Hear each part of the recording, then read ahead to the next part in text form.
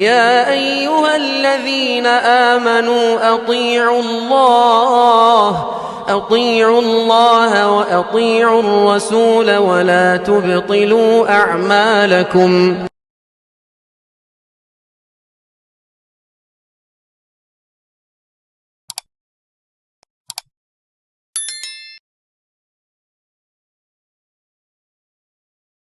إن الحمد لله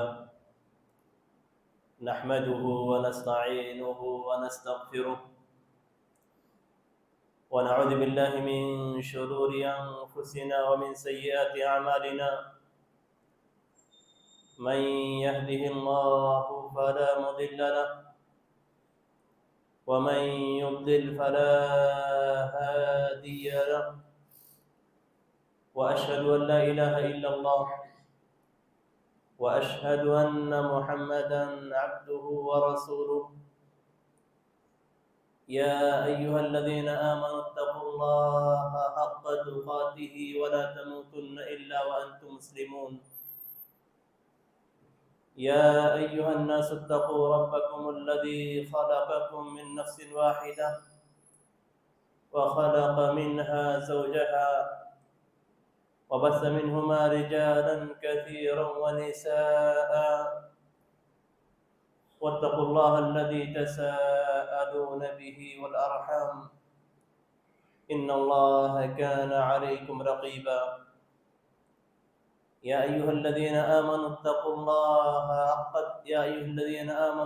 الله أما بعد، فإن خير الحديث كتاب الله وخير الهدي هدي محمد صلى الله عليه وسلم، وشر الأمور محدثاتها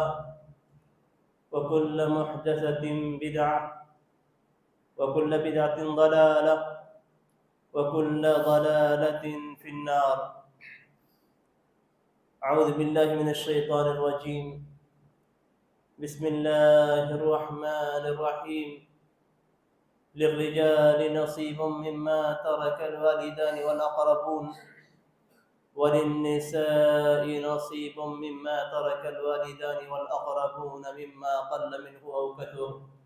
نصيبا مفروضا. حاضرین جمعہ اور میرے عزیز اسلامی بھائیوں، اللہ تبارک و تعالیٰ نے ہمیں مال کی شکل میں ایک نعمت عطا کی ہے۔ اس نعمت کو اللہ تبارک و تعالیٰ نے ہماری اس دنیا کی زندگی کو گزارنے کے لیے بنایا ہے، تاکہ ہم اس دنیا کی زندگی کو آسانی کے ساتھ گزار سکیں، اور یہ مال اللہ تبارک و تعالیٰ نے اس دنیاوی زندگی کے زینت کے طور پہ رکھا ہے۔ قرآن کریم کے اندر ایک انسان کے لیے دو چیزوں کو زینت قرار دیا گیا ہے۔ یہ زینت اس کے دنیاوی زندگی سے متعلق ہے۔ اللہ تبارک و تعالیٰ قرآن مجید میں فرماتا ہے المال والبنون زینت الحیات الدنیا، کہ مال اور بیٹے یہ اس سے دنیاوی زندگی کی زینت ہیں۔ زینت کا مطلب یہ ہے کہ آپ کے پاس مال ہے تو آپ ہر چیز کو استعمال کر سکتے ہیں، ہر چیز کو خرید سکتے ہیں، ہر چیز کو بنا سکتے ہیں۔ آپ کے پاس مال ہے تو آپ اپنی زندگی کو آسانی کے ساتھ گزار سکتے ہیں۔ آپ کے پاس اولاد ہے، بیٹے ہیں، تو آپ کی نسل آگے بڑھتی چلی جائے گی اور منقطع نہیں ہوگی۔ اس لیے خاص طور پہ اللہ تبارک و تعالیٰ نے بیٹوں کا ذکر کیا ہے، بیٹیوں کا ذکر نہیں کیا، اس لیے کہ انسان کی زندگی اور اس کی نسل بیٹوں سے پہچانی جاتی ہے، بیٹیوں سے پہچانی نہیں جاتی، اور یہ دنیا کی زینت ہے۔ دنیا کے اندر آپ کے پاس مال ہے، آپ کے پاس اولاد ہے، تو یہ سمجھیے کہ اللہ تبارک و تعالیٰ نے آپ کو دنیاوی زندگی کی ساری نعمتیں عطا کر دی ہیں۔ اور ان دونوں چیزوں کے اندر اللہ تبارک و تعالیٰ نے آپ کو بہت بڑی ذمہ داری عطا کی ہے۔ بیٹے ہیں تو بیٹوں کی تربیت، ان کو نیک اور صالح بنانا اور اپنی نسل کو آگے بڑھانا۔ مال ہے تو مال کے اندر بھی آپ اس نعمت کا شکر شریعت کے مطابق ادا کریں گے۔ قیامت کے دن رب تعالیٰ کے سامنے بندوں کو پیش کیا جائے گا۔ حدیث کے اندر ہے لا تزول قدم عبد حتى يسأل عن اربع، کہ کسی بھی بندے کے قدم اللہ تبارک و تعالیٰ کے سامنے سے ہٹ نہیں سکتے ہیں جب تک اللہ تبارک و تعالیٰ اس سے 4 سوالات نہ کرے۔ ہر انسان کو پیش کیا جائے گا اللہ تبارک و تعالیٰ کے سامنے، اور اللہ تبارک و تعالیٰ ہر انسان سے 4 سوالات پوچھے گا۔ ان 4 سوال میں مال کے تعلق سے 1 سوال ہوگا، بلکہ مال کے تعلق سے 2 سوال ہیں، اس لیے دوسری حدیث کے اندر آتا ہے کہ 5 چیزوں کے بارے میں پوچھا جائے۔ مال کے تعلق سے کیا سوال ہوگا؟ من این اکتسبہ وفیما انفقہ، کہ اس مال کو کہاں سے کمایا اور کہاں پہ خرچ کیا۔ 2 سوال ہمارے سامنے، کمانے کا بھی اور خرچ کرنے کا۔ آپ نے مال کہاں سے لیا، کہاں سے آپ کو حاصل ہوا، اور کہاں پہ آپ نے خرچ کیا، ان دونوں چیزوں کے بارے میں سوال ہوگا۔ حلال سے لیا اور حلال میں خرچ کیا تو آپ کو نجات ہے، حرام سے لیا حلال میں خرچ کیا تو آپ کے لیے نجات نہیں ہے۔ حرام سے لیا حرام میں خرچ کیا تب بھی آپ کے لیے نجات نہیں۔ حرام سے لے کر حرام میں خرچ کریں تب بھی نجات نہیں ہے، حرام سے لے کر حلال میں خرچ کریں تب بھی آپ کے لیے نجات نہیں ہے، اور حلال سے لے کر آپ حرام میں خرچ کریں تب بھی آپ کے لیے نجات نہیں۔ نجات صرف ایک صورت میں ہے کہ آپ حلال سے لیں اور حلال میں خرچ کریں۔ جو مال ہمیں حاصل ہوتا ہے، جو ہماری کمائی مانی جاتی ہے، جو ہماری ملکیت مانی جاتی ہے، یہ 3 یا 4 قسم کے مال ہوتے ہیں۔ ایک مال، آپ جاب کرتے ہیں، بزنس کرتے ہیں، آپ کماتے ہیں تو کما کے آپ مال حاصل کرتے ہیں، یہ آپ کی ملکیت ہو جاتی ہے۔ دوسری صورت، کوئی شخص آپ کو گفٹ دیتا ہے، ہدیہ دیتا ہے، اور آپ اس ہدیے کو قبول کر لیتے ہیں تو یہ آپ کی ملکیت ہو جاتی ہے۔ اس کی تیسری صورت ہے کہ اگر آپ کا کوئی قریبی انتقال کر جاتا ہے اور اس کے پاس مال ہے، تو وہ مال اگر آپ اس کے حقدار ہیں شریعت کے اعتبار سے تو وہ آپ تک منتقل ہو جاتا ہے، آپ چاہیں یا نہ چاہیں۔ یعنی مثال کے طور پہ اگر باپ کا انتقال ہو جاتا ہے اور بیٹے اور بیٹیاں موجود ہیں تو باپ کے انتقال ہوتے ہی وہ مال بیٹے اور بیٹیوں کا ہو جاتا ہے۔ کسی کا بھی قبضہ ہو، کوئی بھی اپنے پاس رکھے ہو، کوئی بھی شخص اس کا مالک نظر آتا ہو لیکن وہ اس کی ملکیت نہیں ہے۔ ملکیت کب بنتی ہے؟ جب حصے کو بانٹا جائے گا، ہر کسی کو اس کا حق دیا جائے گا، اس کے بعد آپ اگر جس چیز کے مالک ہیں وہ آپ کی ملکیت ہے۔ عام طور پہ ہمارے معاشرے کے اندر میراث کے تعلق سے بہت زیادہ غفلت پائی جاتی ہے، غفلت بھی پائی جاتی ہے اور ظلم بھی کیا جاتا ہے۔ دونوں چیزیں موجود ہیں اور بہت زیادہ ہوتا ہے، یعنی کبھی کبھی میراث کی تقسیم میں 30 سے 40 سال گزر جاتے ہیں، کبھی ایک پوری نسل ختم ہو جاتی ہے اور میراث تقسیم نہیں کیا جاتا ہے۔ ایک شخص غریب ہے، 4 بیٹے ہیں، 3 بیٹے مثال کے طور پہ اچھی حالت میں ہیں، ایک بیٹا غریب ہے لیکن ہم تقسیم نہیں کریں گے، باپ کی پراپرٹی کو تقسیم نہیں کیا جائے گا، کیوں؟ باپ کی پراپرٹی ہے اس لیے ہم تقسیم نہیں کریں گے، ویسے ہی اسی حالت میں ہم رہنے دیں گے، اسے تقسیم نہیں کیا جائے گا۔ شریعت نے آپ کو حق نہیں دیا ہے کہ آپ تقسیم نہ کریں۔ قرآن کریم کے اندر بہت کم مسئلے ایسے ہیں، شریعت کے بہت کم مسئلے ایسے ہیں جس کو بہت ڈیٹیل سے تفصیل سے بیان کیا گیا۔ میراث کے مسئلے کو خود اللہ تبارک و تعالیٰ نے تقسیم کیا ہے۔ احادیث کے اندر اس کی تقسیم نہیں رکھی گئی، نبی اکرم صلی اللہ علیہ وسلم تک کو نہیں دیا گیا کہ آپ تقسیم کیجیے گا۔ نماز کا حکم دیا گیا، رکوع اور سجدے کا قرآن میں حکم دیا گیا، قیام کا حکم دیا گیا، کیسے آپ کو کھڑا ہونا ہے یہ نبی اکرم صلی اللہ علیہ وسلم نے بتلایا، رکوع کیسے کرنا ہے یہ نبی اکرم صلی اللہ علیہ وسلم نے بتلایا، سجدہ کیسے کرنا ہے یہ نبی اکرم صلی اللہ علیہ وسلم نے بتلایا۔ لیکن میراث کے مسئلے کو اللہ تبارک و تعالیٰ نے قرآن کریم کے اندر بالکل تفصیل کے ساتھ بیان کیا ہے، کس کا کتنا حصہ ہے، ماں ہے تو کن حالتوں میں اس کو کتنا حصہ ملے گا،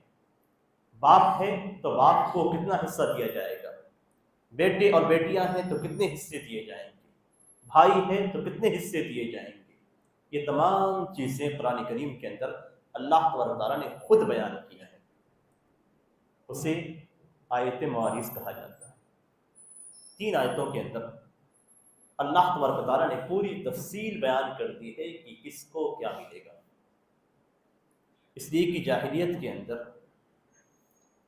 لڑکیوں کو حصہ نہیں دیا جاتا تھا، چھوٹے بھائیوں کو حصہ نہیں دیا جاتا تھا، ان کے ہاں حصے کا حقدار صرف وہی شخص ہوتا تھا، میراث کا حقدار صرف وہی شخص ہوتا تھا جو کسی گھوڑے پہ سوار ہو کر کسی سے جنگ کر سکے۔ جنگ کرنے کی طاقت نہیں ہے آپ کے اندر، عورتیں جنگ کے لیے نہیں نکلتی تھیں تو عورتوں کو حصے نہیں دیے جاتے تھے، صرف یہ بڑا بیٹا اپنے حصوں کو لے لیتا تھا، اگر باقی بڑے ہیں تو ان کو دیا جاتا تھا، چھوٹوں کو نہیں دیا جاتا۔ اسلام کے اندر انصاف رکھا گیا ہے، اور یہ اسلام کی سب سے بڑی خوبی ہے کہ اسلام کے اندر ایک ایک شخص کے ساتھ انصاف کیا گیا ہے۔ کوئی بھی شخص کھڑے ہو کر یہ نہیں کہہ سکتا ہے کہ اسلام میں میرے اوپر ظلم کیا گیا ہے، اسلام میں میرے ساتھ ظلم کیا گیا ہے، یہ کوئی شخص نہیں کر سکتا ہے، اس لیے کہ ہر کسی کے حصے کو اس کی ذمہ داریوں کے اعتبار سے اللہ تعالیٰ نے تقسیم کیا ہے۔ بیٹوں کو بھی دیا ہے، بیٹیوں کو بھی دیا ہے، بھائیوں کو بھی دیا ہے، بہنوں کو بھی دیا ہے، باپ کو بھی دیا ہے، ماں کو بھی دیا ہے، سب کو دیا گیا ہے، کسی کو چھوڑا نہیں گیا ہے۔ ہر کسی کا حصہ تقسیم کر کے قرآن کریم کے اندر بیان کیا گیا، اور اللہ تعالیٰ نے صاف فرما دیا ہے للرجال نصیب مما ترک الوالدان والاقربون، کہ والدین اور قریبی رشتہ دار جو چھوڑتے ہیں اس میں مردوں کا بھی حق ہے، وللنساء نصیب مما ترک الوالدان والاقربون، اور والدین اور رشتہ دار جو چھوڑ کر جا رہے ہیں مرنے کے بعد ان میں عورتوں کا بھی حصہ ہے، مما قل منہ او کثر، یہ مقدار زیادہ ہو، پراپرٹی ساری چیزیں زیادہ ہو یا بہت تھوڑی، اگر 1 روپیہ بھی ہے تو 1 روپے کے اندر بھی سب کا حق ہوتا ہے، اگر کروڑوں روپے ہیں تو اس کے اندر بھی سب کا حق ہوتا ہے۔ سارے لوگوں کے حقوق ہیں، ان سارے لوگوں کے حقوق قرآن کریم کے مطابق اگر تقسیم کیے جاتے ہیں تو آپ اللہ اور اس کے رسول کی اطاعت کریں۔ سارے حصوں کو ذکر کرنے کے بعد اللہ تبارک و تعالیٰ نے وہاں پہ دھمکی بھی دی ہے، کیونکہ انسان کو مال بہت پیارا ہے، مال پیارا ہونے کے ناطے وہ دوسرے پہ ظلم کر سکتا ہے، دوسرے کے حصے کو دبا سکتا ہے، دوسرے کے حصے کو نہیں بھی دے سکتا ہے، اس لیے اللہ تعالیٰ نے فرمایا دل کا حدود اللہ، یہ اللہ کے حدود ہیں، اللہ نے حد قائم کر دی ہے، باپ کو اتنا دینا ہے، ماں کو اتنا دینا ہے، بیٹوں کو یہ ہے، بیٹیوں کو یہ ہے، بھائی کو یہ ہے، بہن کو یہ ہے، یہ ساری چیزیں اللہ تعالیٰ نے قرآن کریم کے اندر بیان کر کے فرمایا کہ یہ اللہ کے حدود ہیں، اس کا اختیار کسی کو نہیں دیا گیا۔ نبی اکرم صلی اللہ علیہ وسلم کو خود بانٹنے کا اختیار نہیں دیا گیا تھا کہ آپ صلی اللہ علیہ وسلم اپنے اجتہاد کے مطابق ان حصوں کو بانٹے، اللہ تعالیٰ نے خود قرآن کریم کے اندر بانٹا، دل کا حدود اللہ، یہ اللہ کے حدود ہیں۔ ومن يطع الله ورسوله يدخله جنات تجري من تحتها الانهار خالدين فيها، آگے اللہ نے بتایا کہ اللہ کے حدود ہیں، جو اللہ اور اس کے رسول کی اطاعت کرے گا اس میراث کے معاملے میں تو اللہ تبارک و تعالیٰ اسے جنت میں داخل کرے گا جس کے نیچے نہریں جائیں گی۔ یہی مسلمان کی صفت ہوتی ہے کہ اللہ اور اس کے رسول کا حکم آ جائے تو اسی کے مطابق کتنی بھی آپ کی خواہش ہو مال میں، کتنی بھی آپ کی لالچ ہو مال میں، اللہ اور اس کے رسول کے سامنے بالکل سب کو سرنڈر کر دیجیے تو اللہ تبارک و تعالیٰ جنت میں داخل کرے گا جس میں آپ ہمیشہ رہیں گے۔ جنت کا تذکرہ کیا گیا ہے، جنت کے بارے میں آپ سوچیں گے تو دنیا کی وہ چیزیں جو میراث میں آپ کو مل رہی ہیں یا جن کی آپ کو خواہش ہو رہی کہ ہم دبا لے جائیں، وہ ساری خواہشیں مٹ جائیں گی، اس لیے کہ جنت کے اندر جو چیزیں ہیں سونے کی، چاندی کی اور قیمتی جواہرات کی، اور اس کے اندر جو پھل فروٹ اور ساری چیزیں موجود ہیں، جو حور عین ہیں، ان ساری چیزوں کو آپ سوچیں گے تو یہ دنیا اور دنیا کی چیزیں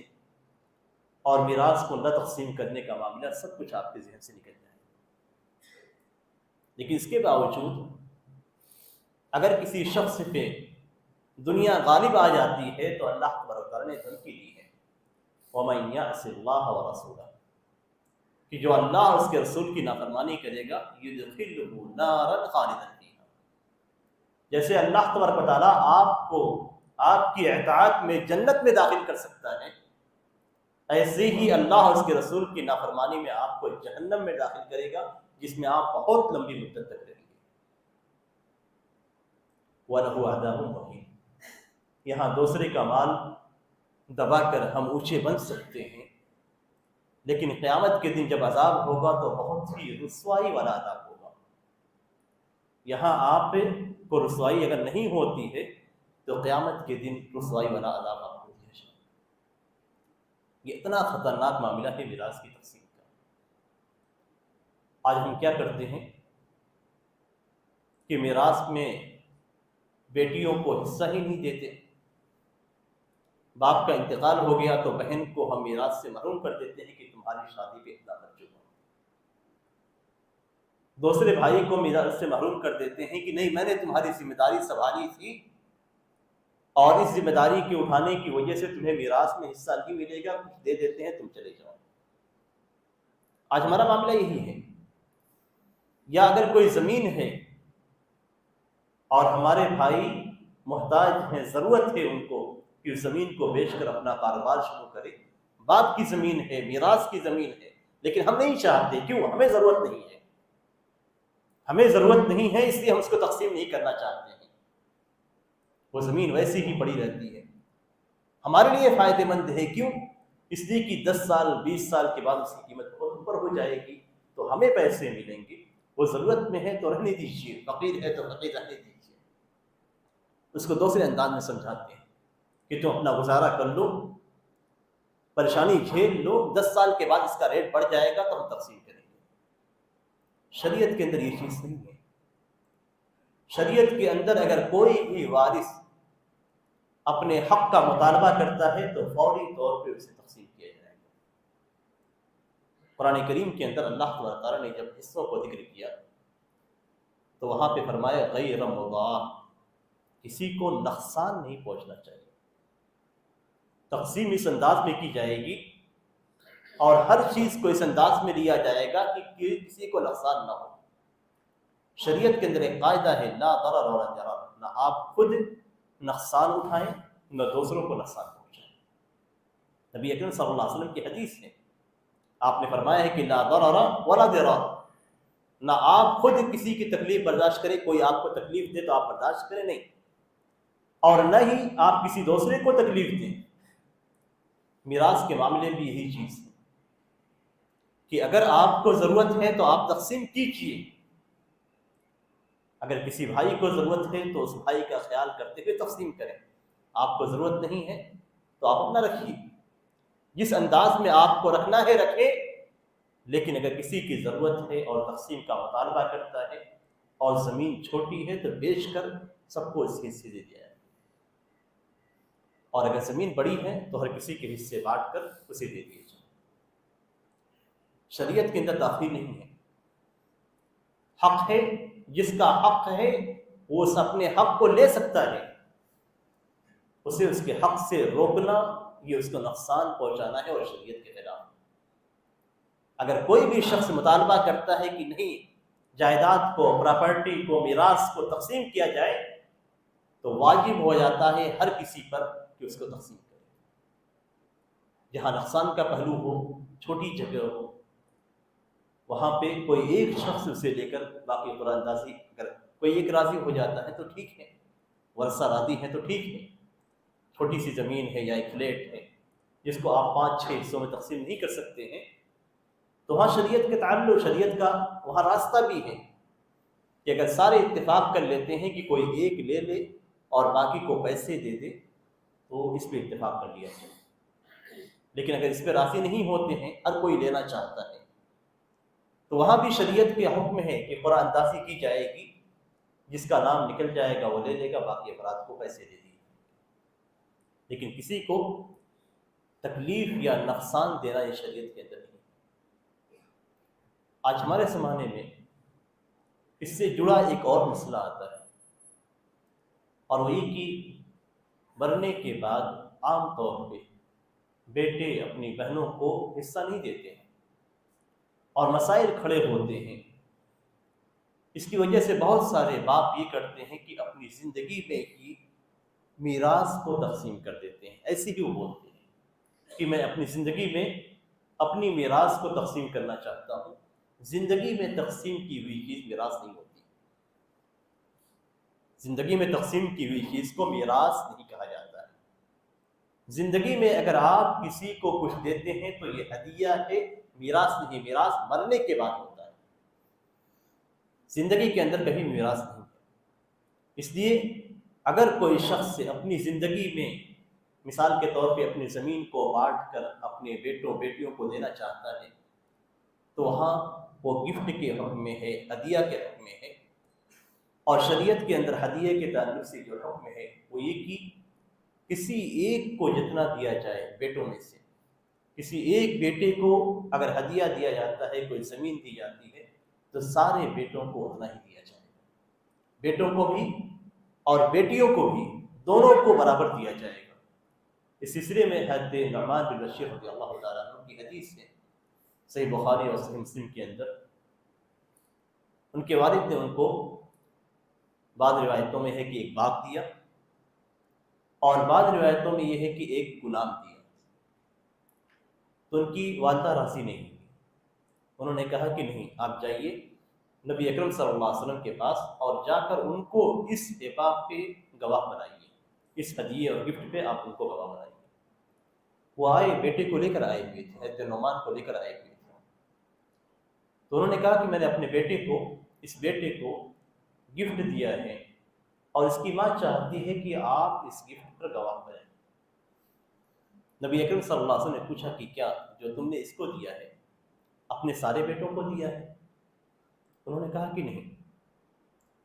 نبی اکرم صلی اللہ علیہ وسلم نے فرمایا کہ یہ ظلم ہے اور میں ظلم پر گواہ نہیں بنتا، اس ہدیے کو واپس کرو۔ حدیث کے اندر ہے فرد ابی تلک المنحہ تلک الہدیہ، کہ نبی اکرم صلی اللہ علیہ وسلم نے جب کہا تو میرے باپ نے اس ہدیے کو واپس دے دیا۔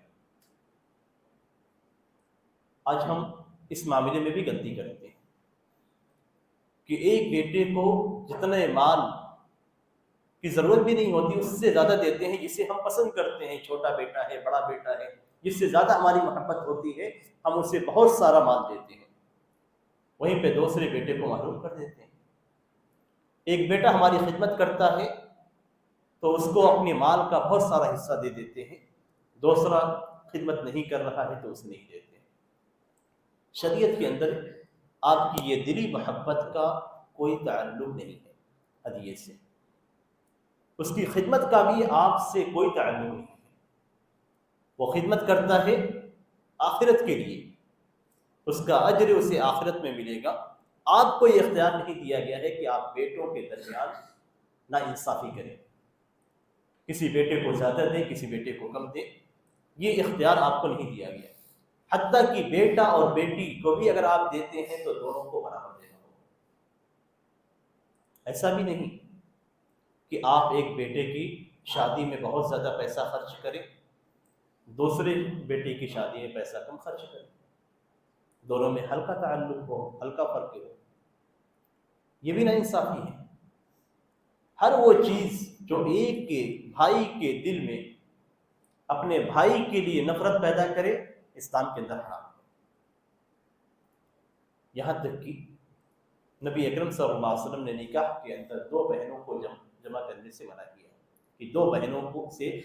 ایک وقت میں شادی نہیں کی جا سکتی۔ کیوں؟ اس لیے کہ دو بہنیں اگر ایک آدمی کی زوجیت میں ہیں تو دونوں بہنوں کے دلوں میں ایک دوسرے کے لیے نفرت پیدا ہوگی۔ نبی اکرم صلی اللہ علیہ وسلم نے ایک عورت اور اس کی خالہ دونوں کو نکاح میں جمع کرنے سے منع کیا، ایک عورت اس کی پھوپھی دونوں کو نکاح میں جمع کرنے سے منع کیا ہے۔ کیوں؟ اس لیے کہ ایک کے دل میں دوسرے کے لیے نفرت پیدا ہو۔ یہی نفرت کا کام باپ اپنے بیٹے کے تعلق سے انجام دیتا ہے کہ ایک بیٹے پہ زیادہ جھکاؤ ہونے کی وجہ سے اسے پیسے دیتا ہے، اس کی شادیاں اچھی طریقے سے کرتا ہے، اور دوسرے سے وہ محبت نہیں ہوتی یا وہ خدمت نہیں کر رہا ہے تو اس کو انسانی چیزوں سے محروم کر دیا جاتا ہے۔ یہ اسلام کے اندر ناانصافی ہے۔ ایک بھائی کے دل میں دوسرے بھائی کے لیے نفرت ڈالنا ہے، اور یہ آپ حضرت یوسف علیہ السلام کے قصے کو پڑھیں گے تو معلوم پڑ جائے گا کہ بیٹوں نے کیا کہا تھا۔ ان کے بیٹوں نے کہا تھا کہ یہ ہمارے باپ کا سب سے چہیتا ہے،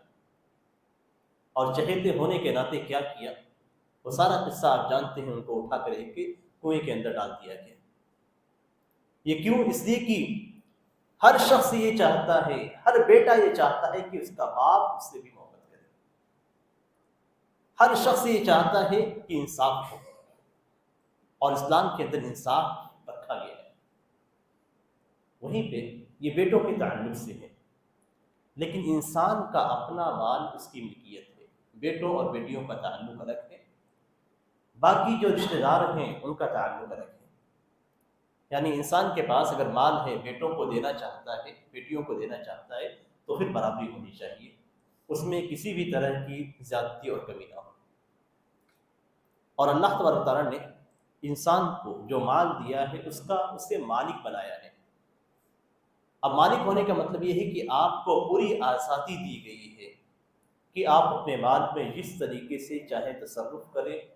خرچ کریں، آپ جیسے چاہیں صدقہ کریں، جیسے چاہیں کسی دوسرے کو گفٹ دیں، جو چاہیں کریں، یہ آپ کو مکمل اختیار ہے۔ اب اگر کسی شخص کو مثال کے طور پہ پیسے ہیں، بیٹوں کی کفالت اس کے ذمے ہے، بیٹوں کو اس نے دیا،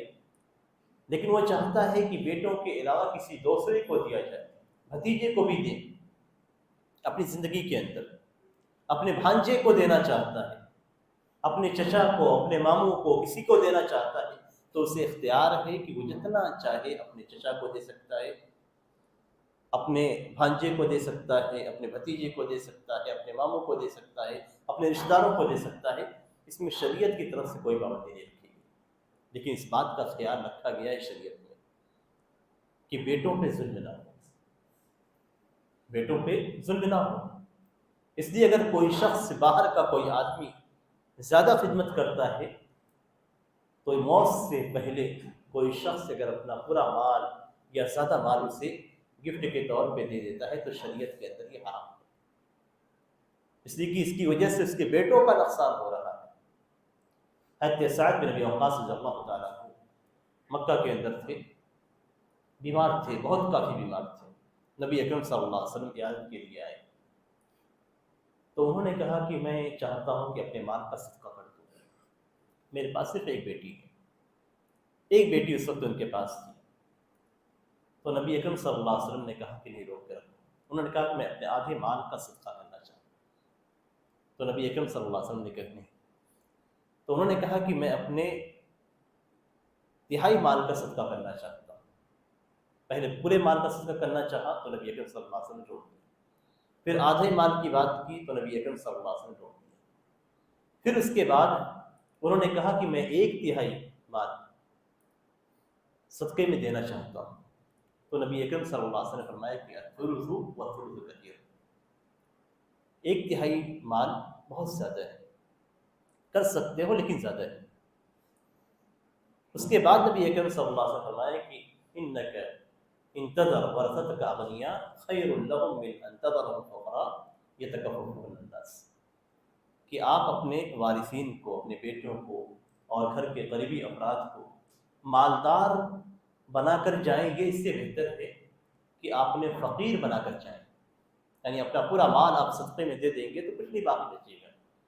آپ زیادہ مال صدقے میں دے دیں گے تو کچھ نہیں باقی بچے گا، تو آپ کے لیے مناسب یہ ہے کہ آپ مال زیادہ چھوڑ کر جائیں، زیادہ پیسے چھوڑ کر مریں، اس لیے کہ ان کی کیفیت بہت زیادہ بیمار تھے، مرنے کی کیفیت تھی، ان کو اپنے مرنے کا اندازہ ہوا۔ تو نبی اکرم صلی اللہ علیہ وسلم نے فرمایا کہ آپ مالدار ان کو چھوڑیں، آپ کی موت ہو تو وہ مالدار رہیں آپ کے پیسوں سے، یہ بہتر ہے کہ آپ انہیں فقیر بنا کر جائیں اور وہ لوگوں سے بھیک مانگتے پھریں۔ تو انہوں نے 1/3 مال کا صدقہ دیا، پھر اس کے بعد اللہ تعالیٰ نے آگے انہیں اولاد دی، زندہ رہے، کافی دنوں تک زندہ رہے، اور آگے اللہ تعالیٰ نے انہیں اولاد دی اور اس اولاد میں ان کے مال کو تقسیم کیا۔ ہم نہیں جانتے ہیں کہ ہمارے ساتھ کیا ہونے والا ہے، ہماری زندگی کب تک ہے، لیکن اس کے باوجود اگر کوئی شخص بالکل موت کی کیفیت میں کسی کو اپنا سارا مال یا زیادہ مال دے دیتا ہے تو شریعت میں صرف 1/3 مال اس کا غریبوں میں یا جس کو وصیت کی گئی ہے اس کو دیا جائے گا، باقی 2/3 مال اس کا وارثین میں تقسیم کیا جائے گا۔ تو یہ شریعت کے اندر انصاف رکھا گیا ہے ہر مقام پہ۔ اپنی زندگی کے اندر آپ اچھی حالت میں ہیں، صحت مند حالت میں ہیں، تو آپ گفٹ دے سکتے ہیں، کسی کو پیسے بھی دے سکتے ہیں، کسی کو جتنا چاہیں آپ دے سکتے ہیں، لیکن آپ کو خیال رہے کہ آپ کی اولاد کو نقصان نہ پہنچے، اس لیے کہ آپ کے مال سے آپ کی اولاد کو نقصان نہیں پہنچنا چاہیے۔ حضرت سعد بن ابی وقاص رضی اللہ تعالیٰ عنہ کو نبی اکرم صلی اللہ علیہ وسلم نے اسی بات کی ہدایت دی تھی، ہمارا جو مال ہے یہ ہمارے لیے نعمت بھی ہے، امانت بھی ہے۔ امانت اس لیے کہ اس کے تعلق سے ہم سے سوال کیا جائے، نعمت اس لیے کہ اس سے ہم فائدہ اٹھاتے ہیں، تو یہ نعمت کے طور پہ بھی ہم استعمال کریں، اس پہ اللہ کا شکر ادا کریں، اور اللہ تعالیٰ کا شکر یہ ہے کہ اللہ تعالیٰ نے جو مال دیا ہے جیسے خرچ کرنے کا حکم دیا ہے ویسے ہی خرچ کریں۔ میراث کا مال ہے، ہمارے پاس آیا ہوا ہے، تو اس کو شریعت کے مطابق فوراً تقسیم کریں، ہر کسی کو اس کا حصہ دے دیں تاکہ کل قیامت کے دن آپ کی پکڑ نہ ہو۔ عام طور پہ کیا ہوتا ہے کہ میراث جو آتی ہے اس پہ کوئی ایک شخص قابض رہتا ہے یا کچھ بھائی اس پہ قبضہ کیے رہتے ہیں، باقی بھائی محروم ہوتے ہیں، تو اس طرح کا معاملہ نہیں ہونا چاہیے، اور قانونی جو کارروائیاں ہیں وہ ساری کارروائیاں بھی مکمل ہونی چاہیے۔ یعنی جیسے مثال کے طور پہ میراث تقسیم کر لی گئی، پیپر پہ سائن کرنا ہے تو بھائی راضی نہیں ہے، تو یہ بھی ظلم ہے، اس لیے کہ اس کی ملکیت مکمل طور پہ اس شخص تک اسی وقت آئے گی جب آپ سائن کریں گے، تو کوئی بھی ہیلا، کوئی بھی ٹال مٹول، کسی بھی طرح کا ظلم یہ شریعت کے اندر حرام ہے، اس لیے ان تمام چیزوں سے بچنے کی ضرورت ہے، اور جو مال اللہ تعالیٰ نے ہمیں دیا ہے اس کے تعلق سے انصاف سے کام لینے کی ضرورت ہے۔ اللہ تعالیٰ سے دعا ہے کہ اللہ تعالیٰ ہمیں میراث کو سمجھنے اور اسے صحیح طور پہ تقسیم کرنے کی توفیق عنایت فرمائے۔ ہمیں اللہ تعالیٰ نے جو مال دیا ہے اس مال کو شریعت کے مطابق خرچ کرنے اور استعمال کرنے کی توفیق عنایت فرمائے، آمین۔ بارک اللہ علیکم فی القرآن العظیم ونفعنی وإیاکم بما فیہ من الآیات والذکر الحکیم، انہ تعالی جواد کریم ولکم بالرؤوف الرحیم۔